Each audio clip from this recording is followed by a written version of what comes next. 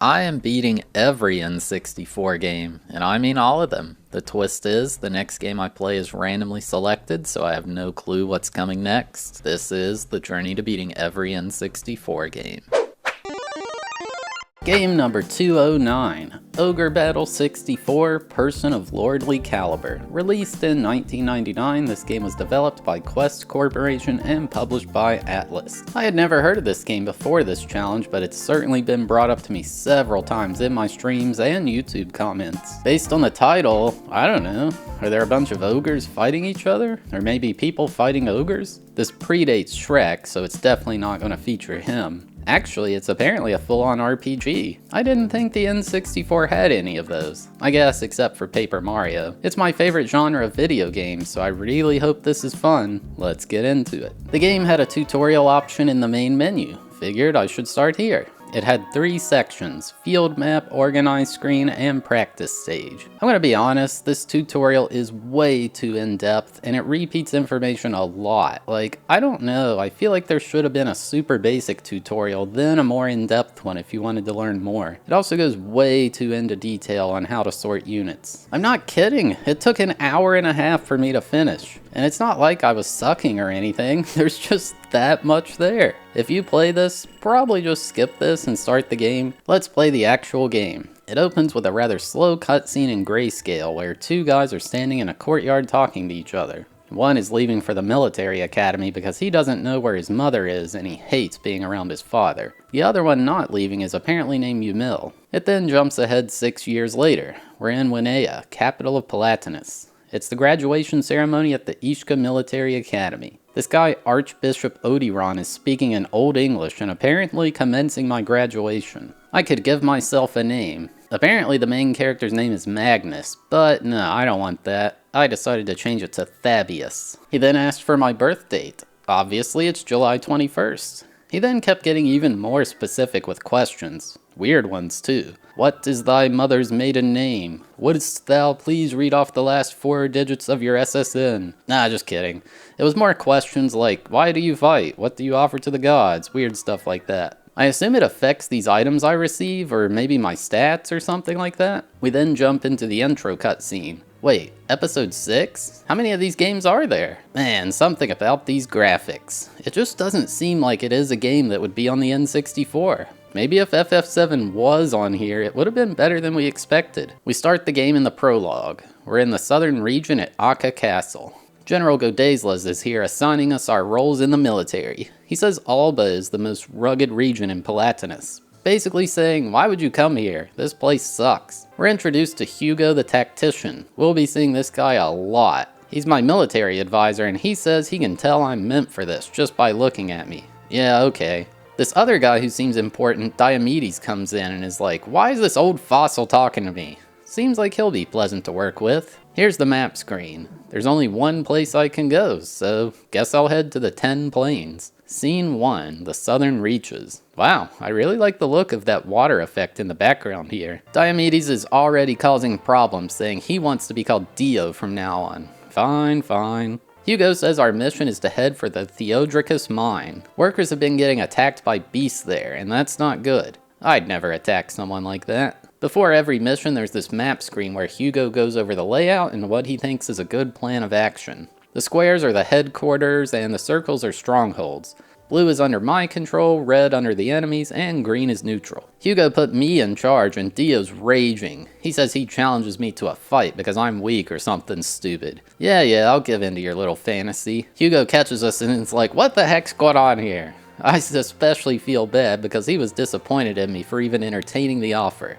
Oops, screwing up already. So here's the way gameplay works. You issue a move command to a troop. Currently, I only have the group led by Thabeast. When you start moving, it goes in real time. It takes quite a while for Thabeast to reach his destination of Bordeaux. Upon arriving, Thabeast proclaimed Bordeaux had been liberated. Heck yeah, in the name of freedom. Okay, actually, this message that popped up is very important in this game, and I did not know at the time. Or really ever. You'll see what I mean towards the end. As I move further to the left, I entered my first battle with this witch, Malin. So the way battling works is it's literally an auto battler. You do absolutely nothing. The battle continues on until the interrupt meter in the top right for the attacking phase fills up.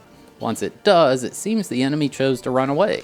Yeah, I guess I won. It shows the enemy retreating towards the stronghold in the map screen. Upon arriving in Stabilo, there was an enemy unit waiting there. This triggered a cutscene where Stabilo says he is the one deploying the beasts. He said he did it for freedom. Hey, that's our thing. I couldn't help but notice my troops were all doing quite low damage. Am I underleveled? That doesn't make sense. It's the very first mission. That dragon's kinda scary too. It turns out we were super tired from all the marching. The red flag shows our fatigue was at its max, so I needed to set up camp. At least while I was resting, I figured out you can increase the game speed. Nice quality of life there. After we camped for a while, I went back in. My damage nearly doubled just from doing that. Heck yeah. We knocked out Stabilo and that was that. We got a bunch of XP for the win. Since that was the enemy headquarters, it ended the mission.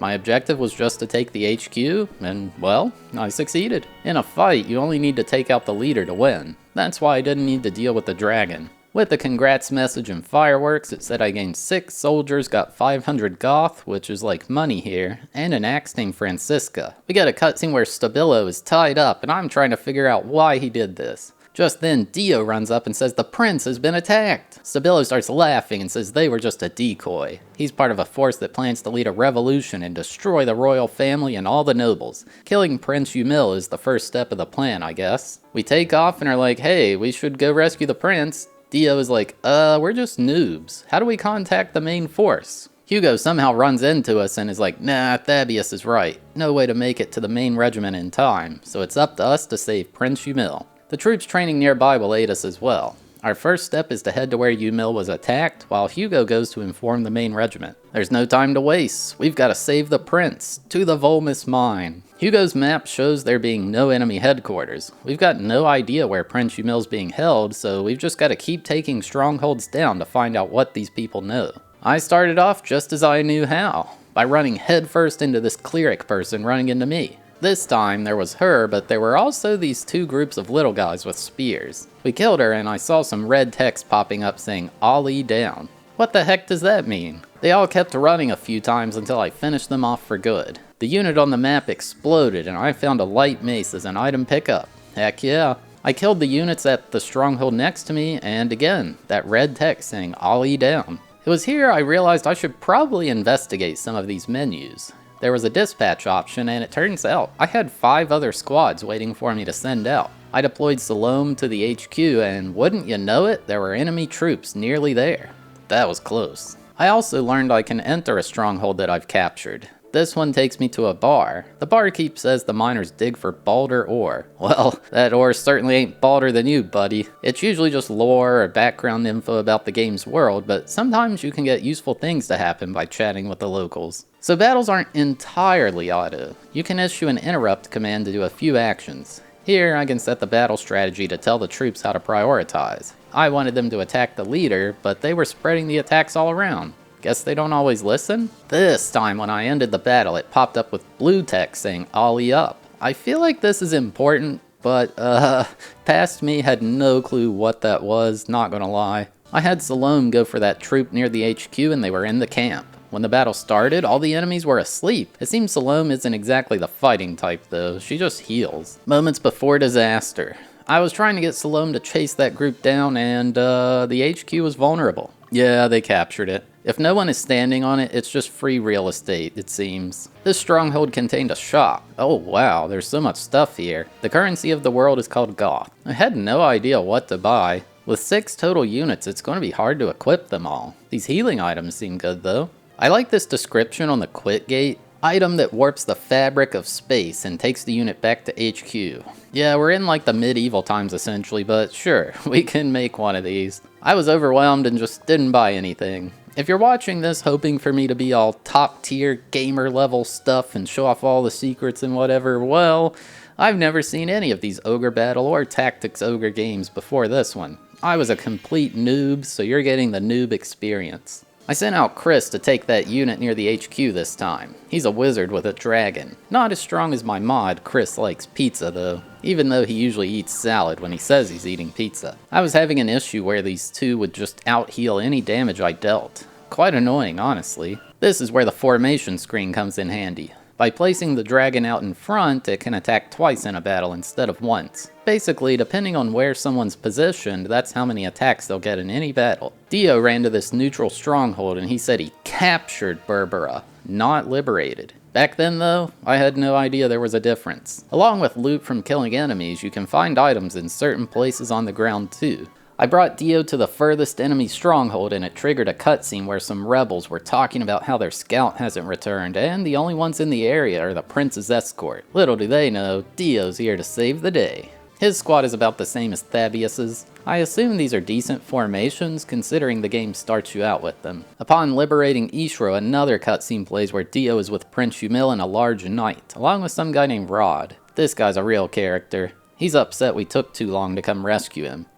We could have just not come at all. He's also upset that a bunch of rookies were the ones to come for him. He says he wants to give us a chance to prove ourselves, so I need to kill every last rebel. He just wants blood, it seems. We ask if that's really necessary, and he's like, shut up. They're trying to get us to join their Discord server, or something like that. Yeah, we've gotta go. Bunch of spammers. The scene ends with Prince Yumil seeming to know who Thabeast is. Then some old person tries to sneak away and Rod is like, when I said all rebels, I meant all of them, and kills them. Well, that wasn't very nice. My winning condition was updated to take over the enemy HQ at the Volmus mine. I brought Thabeast and crew to the mine and there was a guy with a whip and a two-headed dog here. We told him to surrender and he's like, no way. We envision a world where society isn't based on class and everyone has equal rights. That's kinda based. Are we the bad guys here? Dang, these guys kinda hurt. To be fair, both of those were crits. I took him down and that was the end of it. I got a leather whip as a reward. That's for combat, right? Right?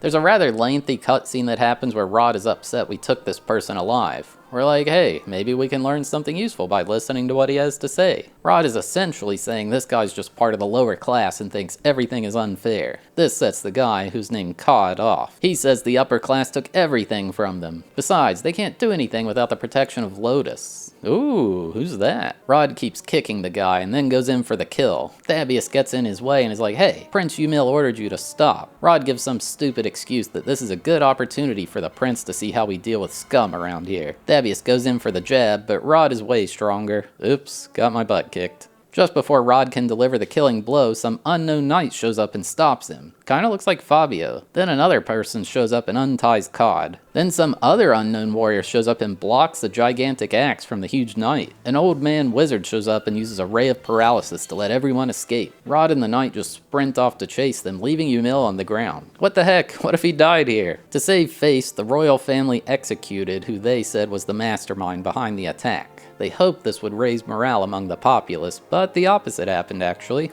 The rebels were stronger than ever, and the lower and middle class were united against the military. Also, many in the upper class were disgusted by that execution. This leads to Chapter 1. Oh snap, out of the prologue now. We're called into General Godezla's office where he reports the rebels have upped their attacks and also have become more coordinated in their efforts. He says we showed some real skill with the Prince Yumil thing, so we're being promoted to captain. That does not mean he approves of us letting that guy live though. On the way out, he remarks that I better not show sympathy towards them ever again. That's an order.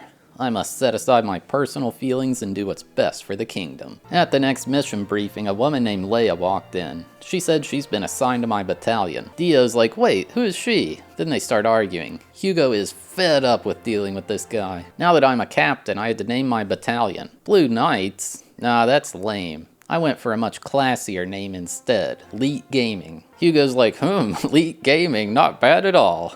See, he knows what's up. We've got to take over Fort Tuatha. This playthrough was old enough for me to not know about the Hawk Tua girl, but this video's too late to make a joke about it. I'm gonna do it anyway. Oh man, we gotta liberate Fort Hawk Tua? Oh my god, it's so funny, I'm crying. Ooh, these enemies are cool. A fencer and two ninja claw guys or something. I'll take this time to talk about the graphics and audio. I touched on it earlier, but I love the way this game looks. It's just so different from essentially every other N64 game. Man, I wish we got more that did 3D sprite work or whatever this is like, because this looks so good. It's just like the SNES, but way nicer looking, kinda HD. The game runs great too, but there's not much intense action happening, so it does make sense. The music's fantastic, like orchestral at some points, regal sounding. I don't know, like we're going on an epic adventure or something.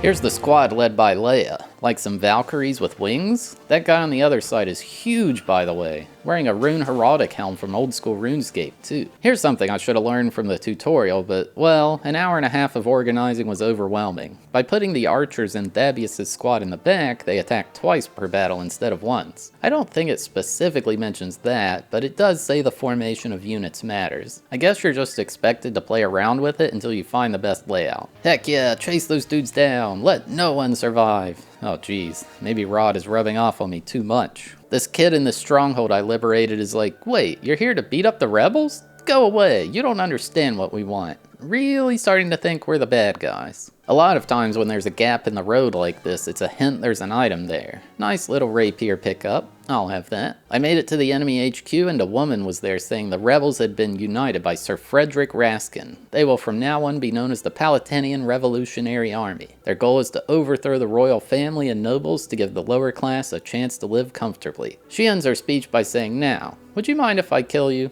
Why, be my guest. It'd be my pleasure. Actually, this was a massacre. By telling them to target the leader, we just took her out before dealing any real damage at all. For a boss fight like this, you only have to take out the main person to win the fight. Hugo contacted me after the mission to say we had two new goals. First is to escort Prince Umil north through Mylesia. The second goal is to sweep the Zenobian border to the south to clear it of the Revolutionary Army. Thabeast begins reflecting on why these people formed the Revolutionary Army in the first place. Why would they risk their lives? Yeah, let's have a change of heart. Between missions, you can visit the organized screen and change people's equipment. For now, these bolder weapons were better than the starting ones. We love a DPS increase around here. You can also upgrade your troops to a new class. They need specific gear and alignment requirements. Oh, that's what that thing is. The characters can lean more chaotic or more lawful. I sure want to upgrade these archers to Amazon, and then Amazon Prime. I decided to head north to escort Prince Umil. Before the mission, it showed a dream where Thabeast was apparently attacked by someone, then another guy ran in to kill the attacker. Then the guy who saved us is being called a murderer by some official looking people. Apparently this is Thabeast's dad? What's going on here? Before we head out, Dio demands to know how I know Prince Umil. Apparently he's my childhood friend. The plot thickens. At the start, I ran into a wild hawk man.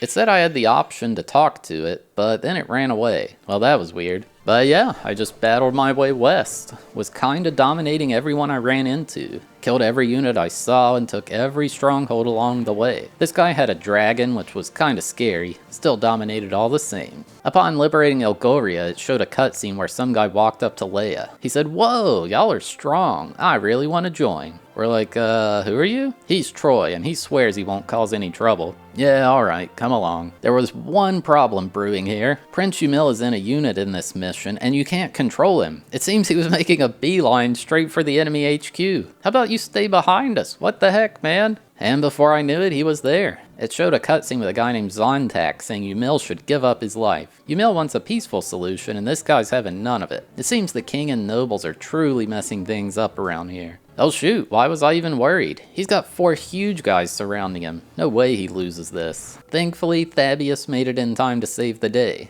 The guy's disappointed he couldn't even kill a prince. Oh well, dude. Sucks to suck. There's a rather lengthy cutscene with Thabeast and Umil in a field. They remark how things are different since they were kids. Umil wants Thabeast to come with him. All his life, he thought his family were doing things the right way, but now he's not so sure. He's heard multiple stories from the Revolutionary Army about how the king and nobles are abusing their power. Umil wants to change the way things are and wants Thabeast to be his knight. Well, Thabeast isn't so sure things can change. For now, we continue onward. It was after this mission that I could make up my first upgraded class, the Archer. Oh, I see. The Amazon is like the base female class. Everything else goes from there. Well, heck yeah. Archer's gotta be a lot stronger, right? Now, Thabeast has 2 archers in his squad. And to make it even better, he's got 2 berserkers in front. Oh, guess we have to do both of those missions. I figured it was like a choice or something. It seems inefficient to go north and all the way back south, but whatever. Before this mission, Hugo remarks how the Revolutionary Army has been acting strangely.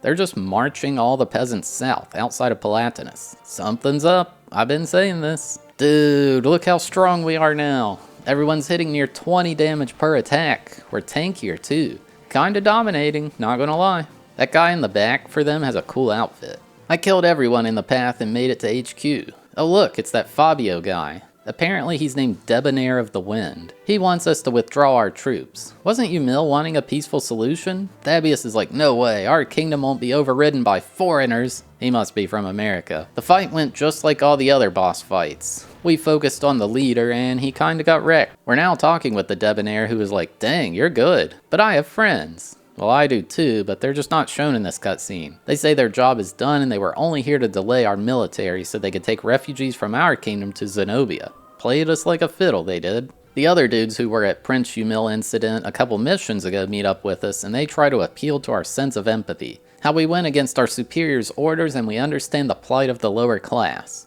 They mention again this Lotus thing and how they are the ones truly pulling all the strings around here. We accuse them of forming this revolutionary army with the lower class to take on a bigger plan of going to war with Lotus. Sounds like all the kingdoms in the area are about to start throwing hands. They admit things are complicated, but the slaughter cannot continue from our upper class. It sounds like we're going to be faced with a choice soon enough. There was a messenger that showed up saying I've been ordered to return to Akka Castle immediately, courtesy of General Godazlis. Well, sure. Between missions, you can undergo training to level up your squads. Since Thabeast's unit was killing everything, it would be nice to get the rest of the groups up a bit too. You have to pay Goth to train, but it's worth it. The training here is a full-on fight to the death. Well, the guy says they won't fight to the death, but like, you can see the troops falling over and dying. It's kinda neat seeing a fight not just end after a couple turns, you know? Also, from here on out, the battles will be shown at double speed, just to try to show more of the battle off in these clips. So that was the original battle speed, and now you're gonna be seeing it sped up, just to see more of it. I went back to the castle and there's a planned siege by the Revolutionary Army or something.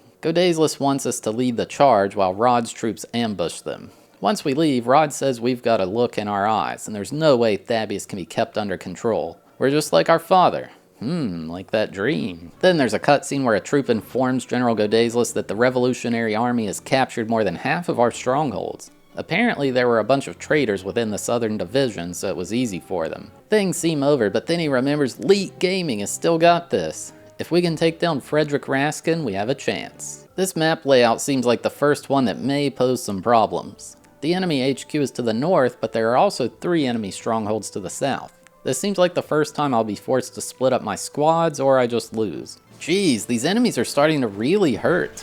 Plus, a lot of the attacks are AoE now too.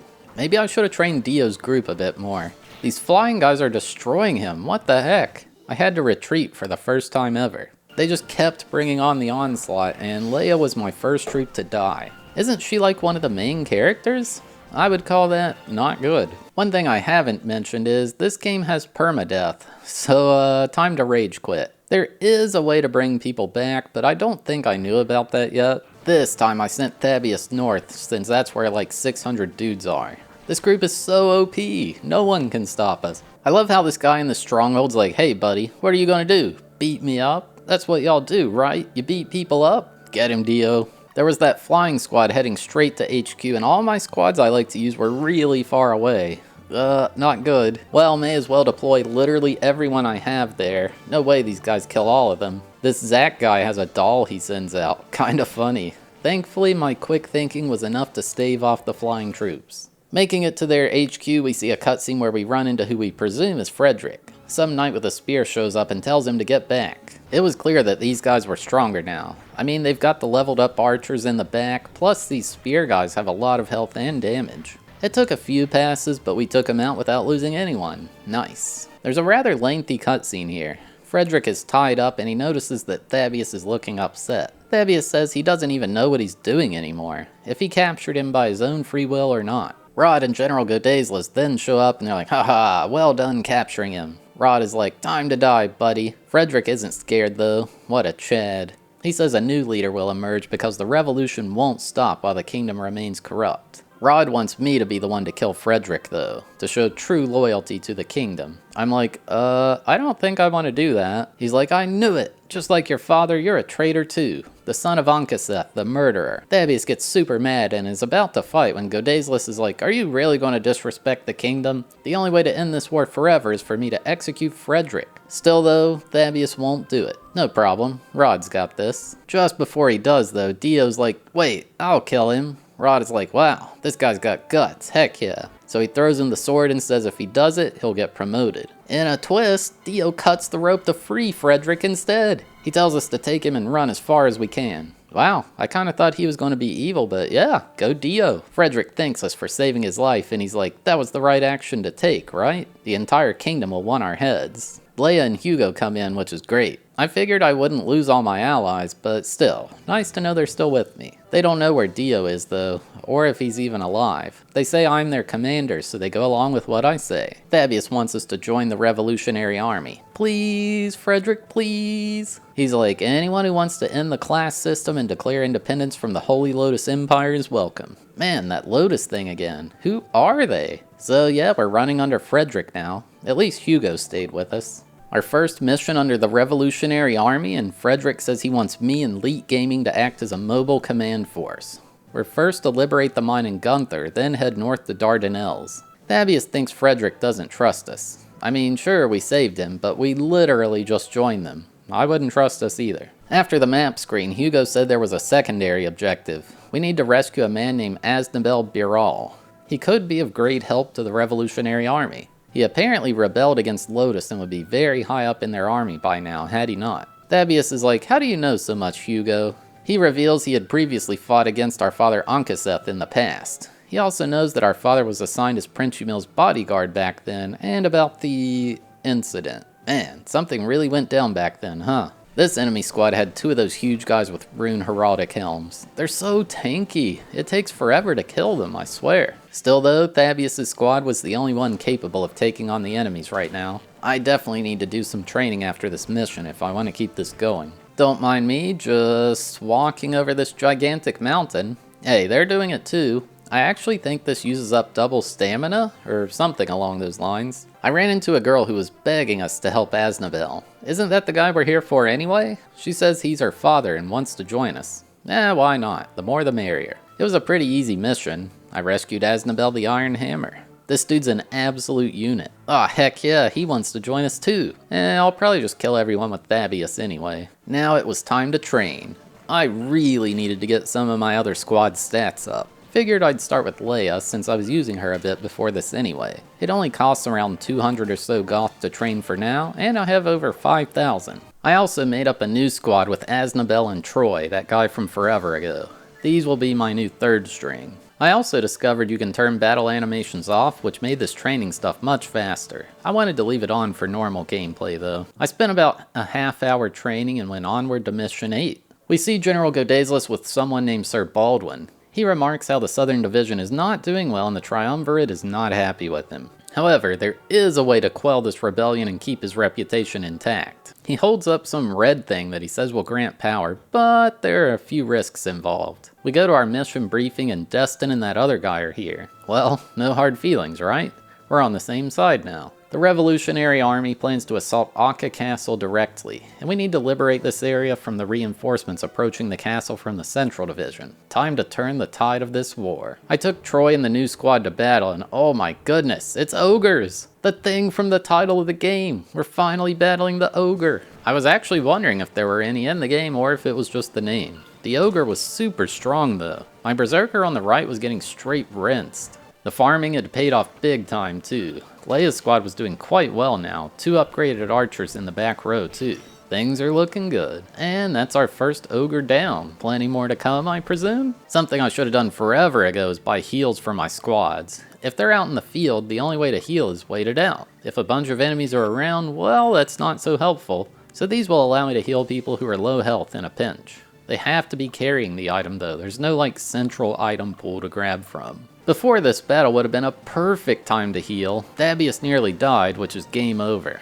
That was a clutch card there. You can just use a heal on the map screen whenever you want.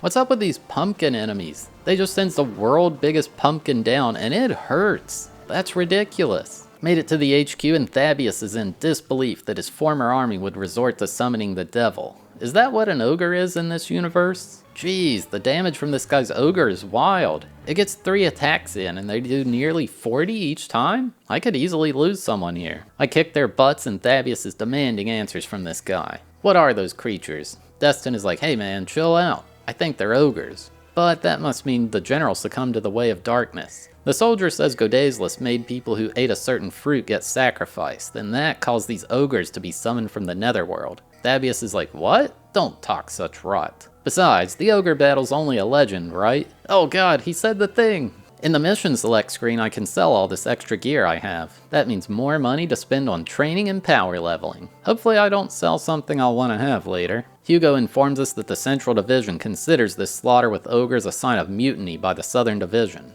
No one really knows why or how General Godazelus did this, but, well, it's what happened. The Central Division is very worried about Lotus and that they will think this part of Palatinus is a bunch of pagans.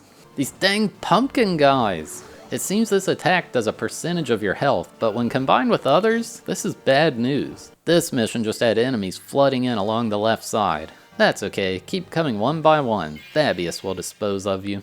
Is that a ghost and a skeleton? Screw the ogres, these guys are doing necromancy over here now. That'll get your bones shaken. Whoa, this shop had a book that cost $45,000. It's just called Annihilation. Well, now I definitely want that thing.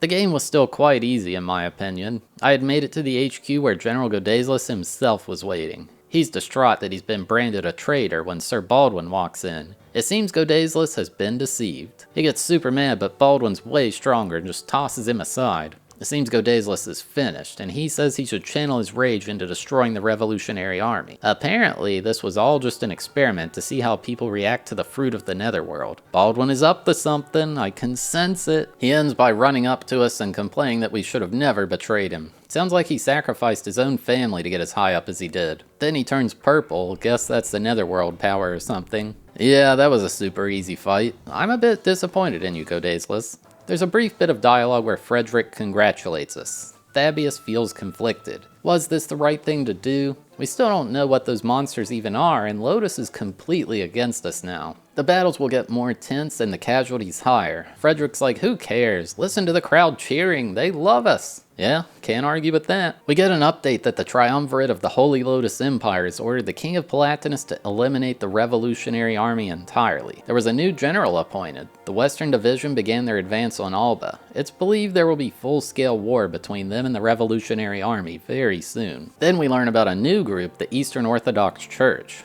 They were also ordered to take out the Revolutionary Army, but they decided to stay neutral. And then we head into Chapter 2. Wonder if the game will get harder now. We see a cutscene where Ankaseth is with Prince Umil. Then none other than Sir Baldwin walks up to give him a sword from the royal family. And then he presents him with a woman? Okay. I guess they used to do that for the royal family back in the day, huh? Now we're in the former Southern Division's castle, which is our new home. We don't really know what the Eastern Orthodox Church is up to. Are they for us or against us? It seems Prince Umil has been promoted to the commander of the Western Division, and they have advanced their troops to the border multiple times now. War is inevitable. Shevik talks about how there's an area in the western region where people are enslaved. We should free them and have them join us to lead an uprising. Thabeast sees this as using the Balmalcan people there just for their lives. We free them, but then force them to fight for us. That's no different than the current class system in place. This Shevik guy's a real piece of work. He's super mad and says he just wants to fight and win the wars. Frederick is the level-headed guy in the room. It seems that we have no choice but to meet the Western Division at their border. While there, we may as well free the Balmalcans and get them to join us. This will put us in the best position for the Lotus Empire's inevitable attack. Shevik pulls Frederick aside and is questioning his leadership. He thinks he's too soft, but Frederick doesn't want to win with brutality. I like Frederick. We're on Mission 10 now, and one of these fights had a guy claiming to be a Revolutionary Army soldier against us. Well, that doesn't sound very good. He thinks we're doing things the wrong way. Then there was this guy at the bar who was like, oh, hey, you again. But we've never been here before. He says must have been someone else, but they were holding the same flag as us. Oh, wow, it's one of those huge guys that was with Prince Umil at the start of the game. I mean, I still trust in Thabeast's crew, but this is getting sketchy. And then there's this unit. Guy in front looks like he's wearing full Justiciar in old school RuneScape. Can you tell I play that game a lot? Still an easy mission, although it took about half an hour to make it to the HQ. Some guy named Nagate was waiting there, and he says he does all this in the name of the revolution. He thinks Frederick is a failed leader, and force is the only answer. Does he work with Shevik? Took like 4 passes, but I got the win. He goes off on this rant about how when the Revolutionary Army liberated Alba, they got a taste of victory. Now they are bloodthirsty. We're just trying to make things equal for everyone. What are you on about? Now there's a rather lengthy cutscene where Rod shows up to speak with Prince Humil. He wants to discuss the upcoming fight with the Revolutionary Army. He's brought some supplemental troops to aid the Western Division. Ankaseth realizes they are not from around here, and Rod admits they are troops from the Holy Lotus Empire. They both decline because that would put them in debt to Lotus. Rod thinks Humil is off to a bad start and informs him his friend Thabeast has joined the rebels. Humil can't believe it, and I also am now remembering Ankaseth is Thabeast's father. Humil refuses to believe it. They still turn down the troops. Rod says the Central Division will now act on their own, so I guess good luck to Humil. It seemed I still couldn't upgrade any of my troops, but I did notice a new Ninja and Fencer class I could pick from. Fencer was out of the question because my alignment was too chaotic. Also, as a side note, I was in Western Australia when there happened to be a total solar eclipse visible there during this playthrough. I went outside to see it during this stream, and it was lame. Very disappointed. It just kinda looked like there was a bit of shade outside. So here's the downfall. All my troops I like to use were out. You know, killing bad guys and capturing strongholds. Well, these 3 flying squads descended on my HQ, and I only had the noobs there. I hadn't done any training with these squads. One by one, they destroyed all my noobs until there were none left. The HQ was captured, and that was that. Oops. This time I learned my lesson. Thabeast stays at the HQ to deal with those guys. Ah, that's more like it. My old reliable. 3 flying squads at once? No problem. Hey look, that Beast Tamer guy has a purple whip. And he's bald. That's how you know he's stronger. Actually, he definitely was way stronger. Troy got wrecked and died. I was in complete panic mode, but there is a backup plan. Certain strongholds contain a witch's den. She basically goes on about how she's been researching for years and years and has finally figured out how to perform miracles without relying on the gods. By paying a bit of goth, she can bring Troy back from the dead. I believe this is the only way to get someone back in this game. Phew, that was scary. The witch is kinda creepy. Man, this squad with all the monster tamer guys was giving me some serious problems. Even Thabeast almost died. After like 45 minutes, I made it to the HQ. Oh shoot, Rod is the one here. I finally get to kick his butt. He's essentially going on about how we made enemies with them and also Lotus. We have no chance. We're also only thinking about ourselves and yada yada. Yeah, you guys are being rude. Time to die, Rod. Again, with the strat of telling them to focus the leader, it was free. Seems a bit overpowered, honestly. It seems Rod didn't die and he says he's going to let us go for now. Yeah, maybe because you took a fat L? He does remind me that it's our fault the Bolmalkins are getting involved in this war, though. Spent like half an hour training up a magic group led by Chris. Figured it'd be helpful to have that around. On to mission 12 we go. Now that I have this magic unit, we can do this cool thing where the 2 sorceresses do a combo attack. Depending on the elemental book they have equipped, it'll do different ones. I believe there's like type weaknesses or whatever in this game too, but yeah. Chris's squad is kinda OP now. Partway through this when Hugo popped up saying the enemy was heading toward a bridge and planned to destroy it. Which bridge? Dang it, I took Leia's squad to the witch to revive one of the Valkyries, and I didn't realize she'd spawn with barely any health. Immediately dead again. So stupid. Other than that, no issues getting to the HQ. It was none other than Thabeast's father, Ankaseth, waiting there. He dodges the question about how he's working with Lotus and says this is a great opportunity to test the Revolutionary Army's capabilities. Alright then, time to die. Yep, we're attacking the leader, alright. I wonder if this strat will ever fail me, because right now, it's absolutely busted. Our father says we're strong, but not strong enough to win this war. Since we've rebelled against Palatinus, we've also rebelled against Lotus. Also, we are aware that the leader of the Western Division is our childhood friend Prince Humil, right? It seems I'm now at a crossroads. We're supposed to free the Bolmalkins and enlist them in our army. Hugo seems to think we have 3 choices. We can do what we're supposed to and liberate the mining facility in the Aldvera Heights, getting the Bolmalkins to join us. The workers there would also be involved though, and there would be a lot of casualties. The second choice is to go north to Mount Ithaca. This would avoid the Bolmalkins entirely, but the battle with the Western Division would take place sooner. The third choice is to head west to the sea and liberate the Sable Lowlands. The Bolmalkins have lived there a long time, so there may be a good solution to our problem there. We then see a scene where Prince Humil is under stress about having to fight Thabeast.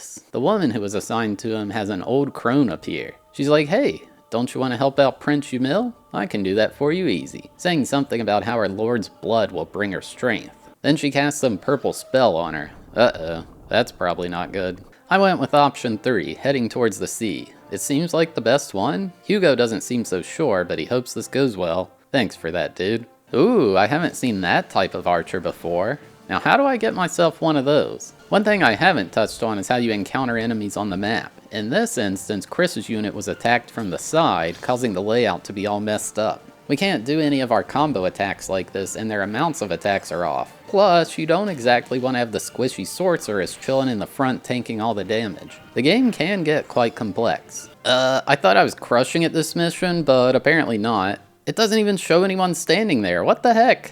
Well, that's my fault. I should always have someone standing at the HQ. Okay, I now see what happened. There were literally 3 squads beelining to my HQ. Troy's got this, don't worry. Lucky for me, he regains health relatively quickly when standing on a stronghold like that. When I was near finishing a mission, I'd start having my squads wander around to weird places on the map. Sometimes we'd find loot. Hopefully this bracer protection is good and it's rare. Otherwise, this clip looks dumb to someone who knows this game. Making it to the HQ, there's a woman there named Ladle Klein. She says she's the sole survivor of the Central Division and it's time for her to get revenge on us. Thabeast is flabbergasted and asks what she means. She knows we've been using ogres to destroy cities. We're like, no, that was General Godazelus. He's been corrupted by the infernal aura. We beg her to believe us, and she says she only will if we can win in combat. What's going on with those sorceresses wearing like Cruella de Vil coats next to her anyway? After kicking her butt, she agrees to believe me. However, she gives some advice. Just because the Revolutionary Army is winning battles, it's not garnering us any support. People are paying attention to what we do, and I should be aware of that. What the heck do you mean? I'm taking down the bad guys. What more do you want from me? There's another cutscene, and this guy must be one of the Bull Malkins. He can't thank us enough for freeing them. Well, at least someone's grateful. Thabeast is like, we don't want to involve the Bull Malkins any further. The guy says one of his friends is still captured by Lotus. They're the real enemy, pulling the strings behind it all. He believes if we can liberate the mining facility in Aldvera, then there's no reason for the Neardomese troops to be involved. I think those troops are Bull Malkins. The guy says he knows a secret entrance to the mine. That'll make it much easier to access. Heck yeah, this was a good decision after all. I then did like 10 minutes of training to get his stats up, and this let me get my first endgame unit. Aznabel was transformed into a Black Knight. This is one of the best melee classes in the game, and it can't be advanced any further. I then did the same with the other Berserker in Troy's unit. Time for mission 14. We're going to the mine to liberate the Bull Malkins, I guess. Thabeast is with Hugo, wondering if there's some way to avoid confrontation with the Western Division. A messenger shows up saying he has a message from Prince Yumil, who wants an audience with us to discuss peace. Well, that's convenient. Let's hear them out. It seems that Prince Yumil wants the fighting to end and understands the Revolutionary Army's plight. Thabeast wants to know what'll happen with the Neardomese troops, and the messenger says they're currently negotiating with the Central Division about that. Unfortunately, they can't guarantee they'll be exempt so far. We're interrupted by another messenger who says we're immediately under attack, and it seems the forces are Bull Malkins. Thabeast says we've been tricked, but they assure us this isn't their doing. It must be Sir Rod breaking rank. We decide we'll believe them, but we must speak with Frederick first. They agree, and we unfortunately have to attend to the immediate threat at hand. Dude, these new Black Knights are cracked. Absolutely crushing it. Plus, they look really cool. Hey, here's a green version with a giant guy with the rune heraldic helm. Because he's green, he's gotta be stronger, right? Well, the fact he's got way more HP is a bit of an indicator too. Ooh, another new class. Some kind of green tank guy? Looks like the upgraded version of Troy. Man, this game really has a lot of different ones, huh? Uh-oh, he did it again. You'd think he'd learn after like the 3rd time, but nope, he forgot to leave someone at the HQ. Another game over. That group with the green tank was healing every time they ran from battle. Wait, you're not supposed to do that. It's not fair when the other guys heal, only when I do it. And this person is using an AoE heal. I have a feeling this game is going to pick it up a notch. I mean, at least if someone dies, I can just go find the witch, right? This guy's like, I can't say this out loud, but I hate Lotus. Didn't you just do that? It was nice knowing you, buddy. So I had been running into these wild troops quite a few times, and nothing ever happened. This time when I talked to it, this raven decided to join us. I'm not sure if it's just literal RNG or what. So see these 3 little guys in the middle of Chris's squad? They're soldiers, and they're just a basic troop you can add. They suck, but if you keep them in battle long enough, they'll promote. It was at this point that one of them turned into a fighter. I think this is here as a way to get more good troops in case you lose a ton of people so you're not like soft locked. Things were going smooth as usual until I had Chris cross this bridge. There were literally 4 squads waiting there to ambush me. Run away! Thankfully, I sent the run back command quick enough to not make it a catastrophe. Now there was just a mess of weakened squads all over the place. Time for Thabeast to come clean up. It took over an hour, but I made it to the HQ. Of course it's Rod here. He's raging that there's no reinforcements. Looks like Prince Umil ditched him a long time ago. Then he asks about Sir Baldwin, and he even left. No one likes you, buddy. The attack leader strat didn't work, partially because of these healers, but mostly because I somehow engaged this fight sideways. I hate when that happens. I took him down the old-fashioned way. He's all like, ha ha ha, prepare to die, and then just runs off. I'm not sure that's a very effective method of killing me, but okay. Hugo informs us that the remainder of the Bull-Malkins retreated west to regroup with the Near-to-Me's troops. It seems Lotus was the reason the Bull-Malkins were divided into 2 factions in the first place. They don't want to join us, and that's okay. We just weren't cool enough, I think. We're then in a meeting with Destin, who says he's received new orders from HQ. They want to use the full might of Leet Gaming to bring full and unconditional surrender from the Western Division. We're like, huh? What the heck? Saradin the Warlock believes people have become power-hungry in the Revolutionary Army. They think they can't lose. Instead of bringing equality, they simply want to destroy the upper class. Destin tells us we must go to the castle where the Western Division resides. There, we can make our own decision. He was previously ordered to use the Near-to-Me's army to fight Lotus, which caused him to leave the Revolutionary Army. Oh man, we've got infighting. Everyone's turning evil in this game. Time for Chris to get a big upgrade. You're being promoted to Archmage, buddy, just like me in Oblivion. It was here I also learned I had several permabuff items in my inventory. These just raise a single character's stats slightly as a one-time use. So that Bracer of Protection I found that I thought was rare kinda is, I think? It just raises their vitality. I apparently have a dragon on my team. I decided to make a squad with it, that new Raven I recruited, and some others. I spent like an hour here training actually. I got this Doll Master Zack to high enough stats to promote to an enchanter. Now if I place him in the middle of Chris's squad where those soldiers were, he gets 2 attacks. Finally, time to go to mission 15. I could either go to the plains or the mountains to reach the castle. The plains are easier but will be spotted. The mountains are tough, but more stealthy. The plains. Why not? We see a scene with Rod in a field where he thinks he's safe. He's yelling at someone that they abandoned him. The person reveals themselves to be Dio. What the heck? Where have you been, bud? You're way underleveled. Or maybe not. He just stabs Rod and kills him. This may be a problem. Even some of the enemy troops are getting those AoE magic spells now.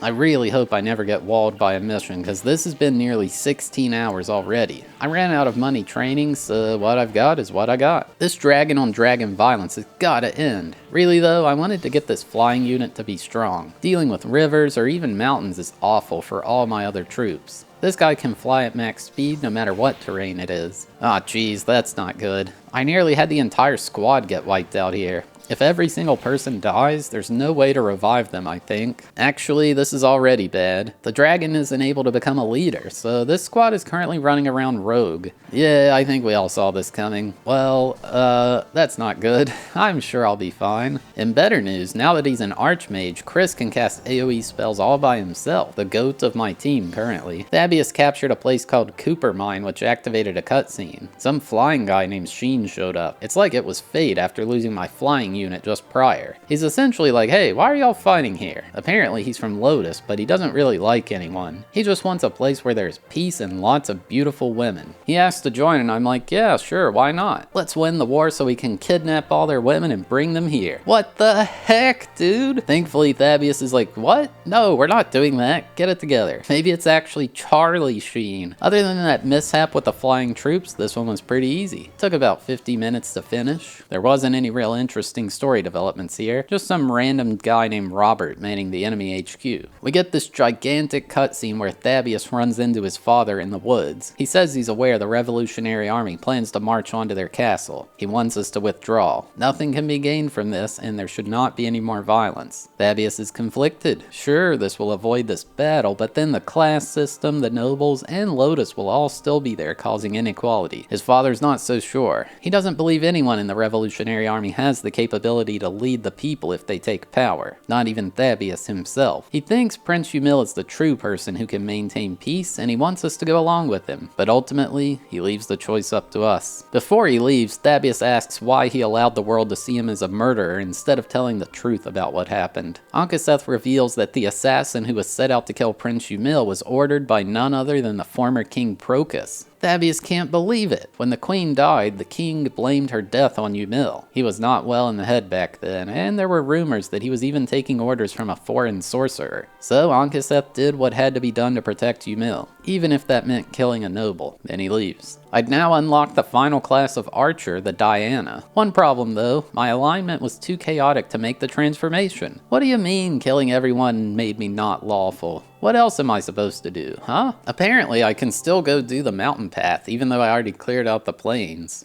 Talk about inefficiency. What the heck? There are ogres on this path. I thought we took care of this problem with General Godazless. Why does this unit have 2 giant chickens? And why did my archer just get petrified? I don't think that's a good thing. The only way to get rid of it is a revive stone, which costs a whopping 500 goth. These shops are out of their minds. This squad just has some old guy with a sword on their team. Like a sensei at a ninja academy or something. I don't know what's worse, the chickens petrifying me or these pumpkin guys taking my Black Knight from 158 to 10 HP in a single attack. And it's an AoE attack too.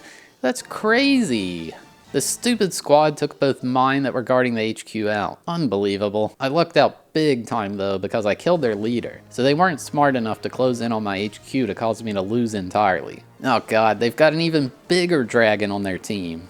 This mountain range is full of all kinds of vicious beasts. Plus, its attack hits my entire party and puts several of them to sleep. If I run into this fella in a bad scenario, it may be the end. Nothing special here, except at the end it said Michelle turned into a zombie. Wait, who the heck is Michelle? Oh, she was the archer in the flying unit. That's interesting. So if someone is dead, they have a chance to change into a zombie? Time for Chris's squad to get even more OP. These sorceresses are strong enough to transform into sirens now. That's what the fancy woman wearing the Cruella de Vil coat is called, I guess. I found a loophole for this little alignment problem. Leia and the Valkyries started out very lawful. Apparently this caused the archers with them to not go chaotic enough yet. I now have 2 Dianas, heck yeah. No more putting it off. It's mission 17 where we head to Castle Talpeia. Leia's in disbelief that we are going to fight our own father and Prince Umil. I had the choice to either take on the Western Division or try for peace. You know what? I'm in a chaotic mood.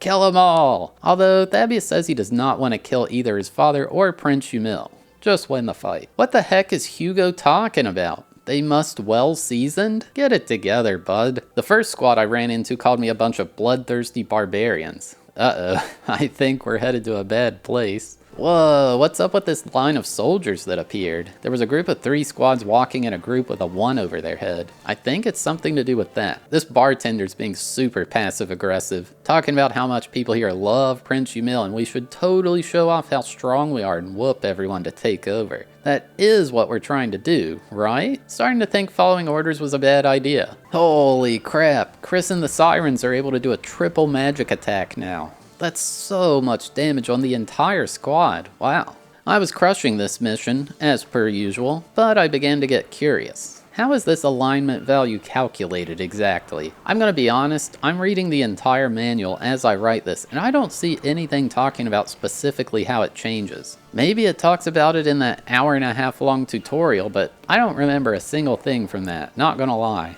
But from understanding more now, it kinda goes like this. Certain classes have an inherent alignment value. Things like clerics or valkyries have high alignment. Things like sorcerers or berserkers have low alignment. If you kill a troop with more lawful alignment than you, then your alignment goes down and you become more chaotic. If you kill one with a more chaotic alignment than you, then it goes up and you become more lawful. Other things affect it too. Killing a higher leveled enemy than you raises alignment, while killing a lower leveled one lowers it. Chasing down a retreating enemy and killing them tends to lower alignment. Also, targeting the weakest enemy in a fight can lower alignment. Basically, what I'm trying to say here is, every single thing I've been doing in this game has trained me to a lower alignment. Sure, I've killed some of those chaotic troops, but it doesn't matter. I've chased down and killed every single enemy squad in every single mission so far. Plus, the power leveling with training put me at a higher level. The only realistic way I could raise the alignment of my archers to make more Dianas is to put them in a squad with people of higher alignment, and hope I can have some of that transfer, but it's not looking good. There is something else that's even more cryptic about how this game works, but I'll touch on that later. With that being said, I think I'm starting to understand some of these random citizens' remarks toward me. Calling us murderers and how we kill everyone. I mean, I kind of have been doing that, so at least I got another Raven to join us after the previous one died. Someone trusts me. It was time. I arrived at the castle where Prince Umil was waiting. He asks, why are we doing this? Why didn't we just accept the peace accord? Thabeast is like, I didn't have any other choice. The Revolutionary Army demanded the Western Division be dissolved. I mean, it's not like I had a choice to defy orders or go along with it before this mission started. Come on, dude. Ankaseth is calling us out on our BS and is like, had no choice? Really? What are you going to do when everyone turns against you? Tell them you had no choice? Prince Umil again tries to calm things down, but it's too late. We've got to fight our father. I did my old reliable strat of attacking the leader and literally took him out in 5 hits before I take a single point of damage. Will it ever stop working? We get a cutscene where Ankaseth is kneeled over in pain and admits we've become strong. He says we should ultimately have Prince Umil come with us. Right now, the Revolutionary Army is still a bunch of rebels. With Prince Umil having the royal blood of the progenitor, it will help our legitimacy. Umil resists, but he admits the Western Division is finished.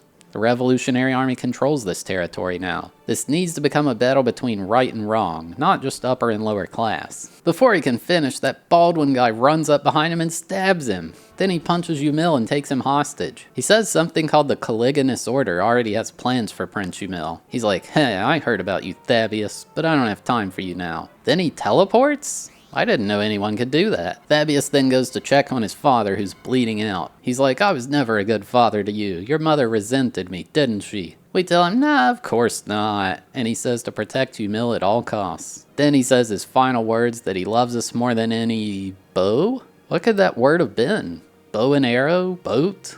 Booty? I don't know, man. But I'm sure it was sincere. Rip Ankaseth. And that's the end of Chapter 2. There's a bit of info here that the Revolutionary Army doesn't want to provoke Lotus into invading, so they withdrew from the castle back to the mountains. Many people were moved by the Revolutionary Army's win, mostly the lower class, and several former Western Division soldiers now joined up with the Revolutionary Army. Their force was on par with the Central Division at this point. Still, they don't know the intentions of the Eastern Orthodox Church or Lotus. We now get some dialogue with King Procus and 2 new people, Retinue and Prince Amrius. They're talking about some ancient scripts that were located, but they don't understand how this leads to a place they want to find called the Temple of Birth. Something about a sealed library underground, and the Eastern Orthodox Church is keeping it locked up. He also wants to know what someone named Celesus and Karakov are doing. Prince Amrius says they can harness the power of the progenitor if they just get to the Temple of Birth and break the seal. Suddenly, some guys burst into the room. King Procus is shocked to see him. This is Sir Richard. He's here to deliver a message. Effective immediately, the kingdom of Palatinus is stripped of its autonomy. It's now under complete control by the Holy Lotus Empire. This is an order straight from the Pope. They are now not allowed to do anything without Lotus's permission. Prince Amrius is confused, and Sir Richard reminds him the people of Palatinus have been practicing pagan beliefs, which goes directly against the Lotus Empire. Plus, now there's the whole Revolutionary Army thing, not to mention the appearance of ogres. He's got a point, you know? He orders them to prepare to surrender this castle to Lotus. Prince Amrius tries to attack them, but he gets wrecked.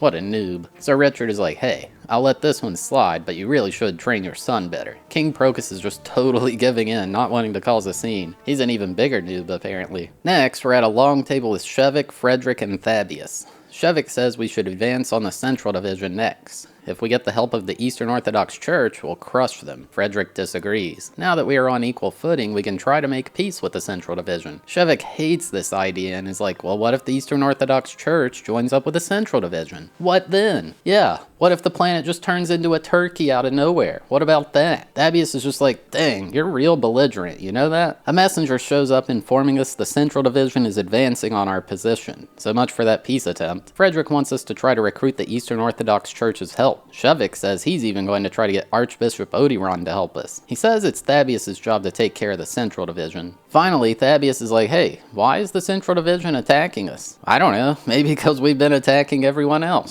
They may be scared. Frederick reminds us the man who kidnapped Prince Yumil, and we're now aware that it must be Lotus controlling the Central Division. Whew, that was a long cutscene. In the organized screen now, it seems Thabeast is the head of a legion. I was told this mechanic is kinda crap and not worth your time. It's that thing from before where the enemy troops had the number over their head and the line of soldiers attacked. What's going on with this enemy legion? They just stand there until I attack one of them. Way to not have your comrades' backs. Like, it almost feels like a bug. I can even set up camp directly in front of them and nothing. Oh god, not the chickens again. Minus 500 goth. I imagine if Thabeast gets petrified, it's just instant game over. Also, how do we keep the petrified unit with us? Are we just like carrying him around until we can get a revive stone? Maybe we should get some kind of small trolley. Now this is satisfying. Chris and crew just one-shots this entire enemy squad. 5 people dead in a single attack. You'll love to see it. I actually learned, even though those people died ages ago, I can still revive the dragon and the other raven from like 800 hours ago. Not the archer though, because she was a zombie. Sweet, a squad of 4 flying guys, that'll be useful. He even almost one-shot the boss at the HQ. They can't be stopped. This was just a generic enemy, no interesting dialogue here. I was with Leia, Troy, and a random soldier saying how we're in big trouble. Lotus is really finally here, and we've got to fight them. Hugo heads over and says he thinks Lotus's prime objective is to eliminate us. But then he changes his mind, saying they may attack the Eastern Orthodox Church first instead. They do have the smallest army after all, so it would be easy. There's then a really weird cutscene where one of the Sentinels becomes possessed by the devil. Karakov is freaking out like, what the heck? The Archbishop Odiron made a pact with the devil? And how the Eastern Orthodox Church is now part of the Netherworld or something. It seemed like I'd never be able to make the rest of my archers into Dianas due to that whole alignment thing, so I pivoted to making them sorceresses. Probably not the best move, since they didn't have stats geared toward intelligence, but whatever. It's mission 19 now. Hugo tells us that Lotus has given its first public address. They say they've temporarily annexed Palatinus until the revolutionary army is dealt with. Then it will be returned to its people. We obviously know that's a load of crap. They also seem to have banned the Eastern Orthodox Church from cooperating with us, so there goes that avenue. It seems the nobles are welcoming Lotus with open arms because they fear us so much. The flying unit is so back. Sheen got promoted to a Raven and he's dealing nearly 50 per attack. This is a solid squad now. Dude, this was so stupid. 2 crits in a row? I could have ran away if either of those didn't crit, but nope. I get screwed. Thabeast died for the first time. Instant game over. I decided to go ahead and move my 2 Dianas over to Thabeast's squad. They get 3 attacks when they're in the back row, which is kinda nuts. Leia had been demoted to staying at the HQ to protect it, basically. Sheen's squad ran into a wild Cerberus in the mountains. It joined us too. What a good doggy. But yeah, with a flying squad I can now chase people like this down without it taking like 70 hours. I don't know why that guy went so far in the mountains in the first place. Smooth sailing to the HQ. I brought Chris there this time. This guy's like, hey, you really thought you could oppose the Holy Lotus Empire and live to tell the tale? He says his name is Pruffless Watts, and he's part of the Caliganus Order. This group is the Radiant Cross. He's sure we've heard of him. Nope, sure haven't. Yeah, buddy, you just got literally one-shot by an old man. How does that feel? More like Knights of the Noob Order. Got him. We see a cutscene where Prince Yumil is with that woman from forever ago, Mari. Yumil seems to have a complete change of heart, and he's like, power. I want power. None of these bad things would have happened if I had power. Uh-oh, he's gonna turn evil now. Baldwin barges in and is like, don't you realize you're already entitled to it? It's just like the legend of how the progenitor obtained the ultimate power. By having royal blood, Yumil can wield that same power. Yumil thinks this is all a setup, but Baldwin assures him, Lotus is only here to provide order. If someone arises who is the most powerful, they will kneel before them. Upon leaving, Baldwin stops at Mari and is wondering why she has so much power. She says she doesn't know what he's talking about. He then says someone named Zeta is hiding something from him and walks off. Yumil says he wants the power of the progenitor and Mari will help him obtain it. What the heck is going on here anymore? Mission 20. We're planning our move into the eastern region and we learn the Central Division, aka Lotus, is already there. We find it strange that the Eastern Orthodox Church isn't resisting at all. A woman named Meridia then walks in and she seems very familiar with Leia. She's here to deliver a message. Apparently, Count Silvus of Argent in the Central region says there are many supporters of the Revolutionary Army there, and while they can't publicly help us, they do have our support. Yeah, what's in it for me? She then asks if she can join us, since Count Lotus is Leia's father, and he's worried about her. I mean, she looks like a siren, and I like magic users. Welcome aboard. This new axe I bought for my Black Knights looks like a guitar, kind of. Here, let me whack you with this Les Paul. These dang chickens, they're so annoying. Petrified both of my berserkers in a single attack? Well, at least it didn't get Thabeast. 1,000 goth down the drain. And then immediately after, another double petrify on Chris's squad. This is ridiculous. Actually, scratch that. It's a quad petrify. Hey Troy, you're gonna have to carry around 4 statues, okay? I hope you've been working out. Not gonna lie, I kinda forgot that we were called Leet Gaming until this guy at the HQ mentioned it. Feels like I haven't seen that in 20 hours. 22 hours into the playthrough so far. This was an easy mission and an easy boss fight. Hugo meets up with us here telling us Archbishop Odiron has lost his position as head of the Eastern Orthodox Church. Thabeast is like, wait, what? Why? Apparently, he let one of his sentinels be possessed by a demon and he's taking instructions from the Netherworld. In the meantime, Karakov has taken over. He was a former officer of the Central Division. The local people here aren't too happy about this change either. Everyone thinks something fishy's going on, and all signs point to Lotus. Hugo says there are 2 routes for us to reach the Eastern Orthodox Church.